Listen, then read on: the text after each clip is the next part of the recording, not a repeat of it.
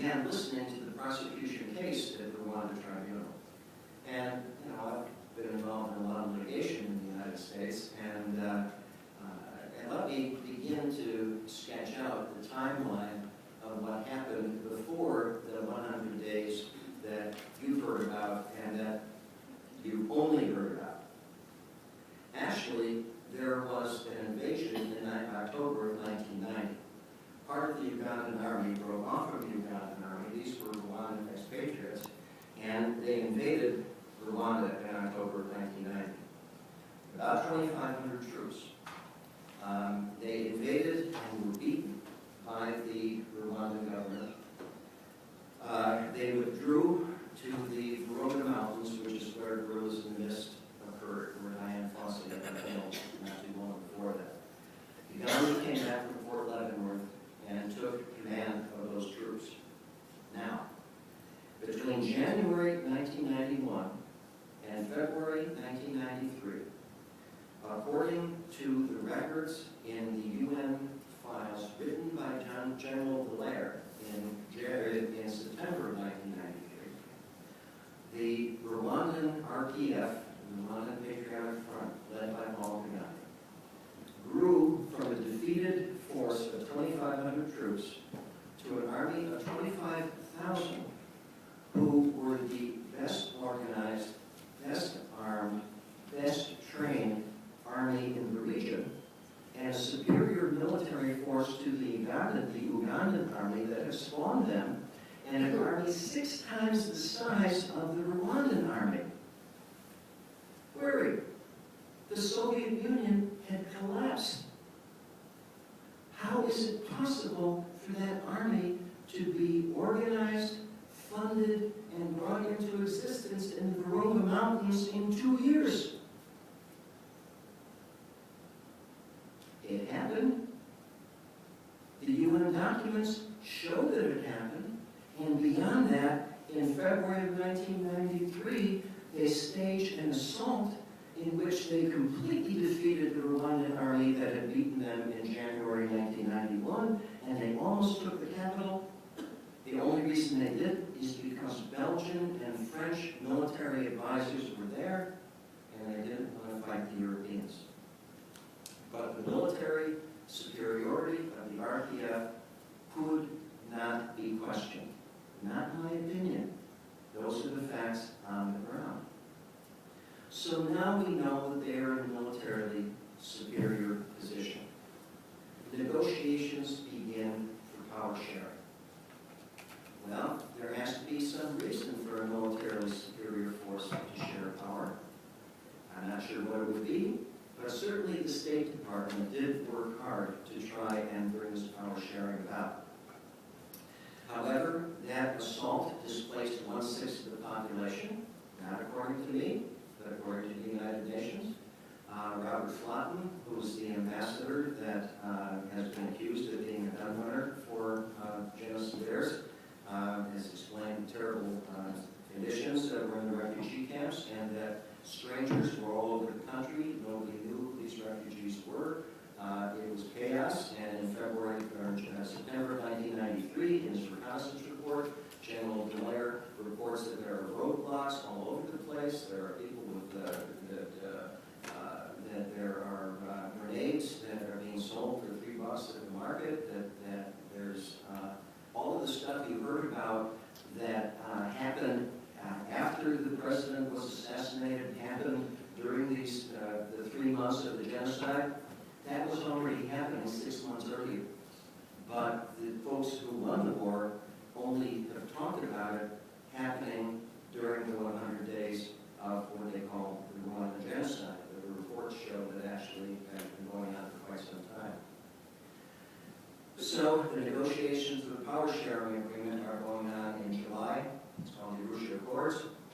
And the RPF is going to have to give up their military superiority in order for these Arusha Accords to go into effect. At the same time, in the country next door, the country Burundi that I mentioned earlier, sister country, same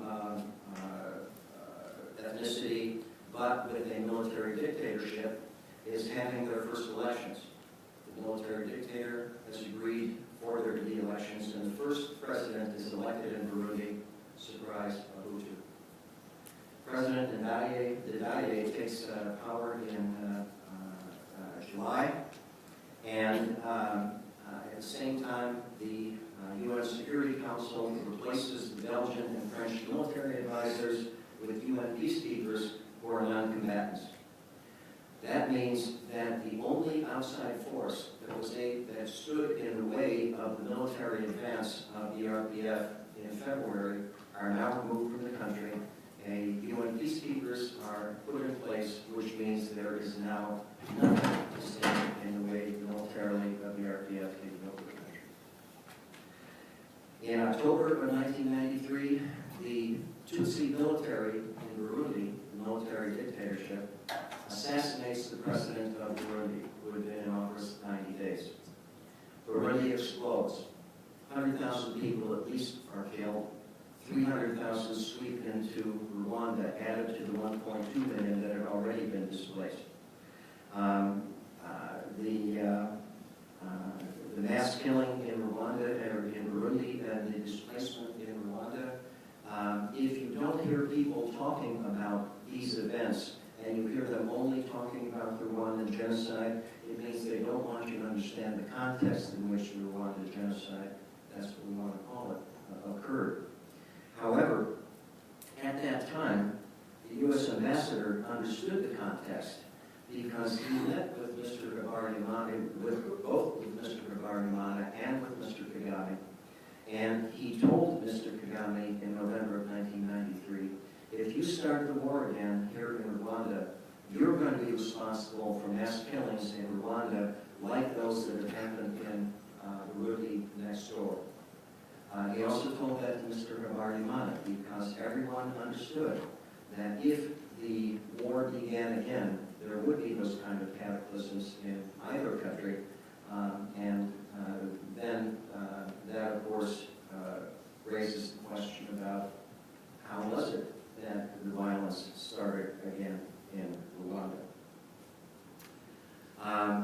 There was the destabilization in Rwanda, guerrilla war had continued. There was the assassination of President Habyarimana and the Burundian president as they were coming into the airport in Kigali. And just as the ambassador from the United States predicted, the violence erupted, and then there was 100 days of massive violence in Rwanda. It's called the Rwandan genocide. This was the cable that was sent from Washington, D.C. To the embassy in Rwanda the night that the plane was shot down, from Bruce Bushnell.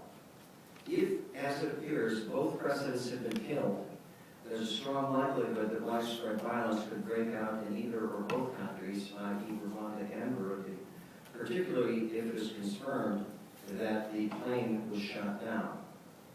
Emphasis added. Not because there was a long-term plan for a genocide, but because the United States ambassador and the State Department understood the conditions were such that that would be a consequence of the assassination of the second and third presidents within a 6-month period.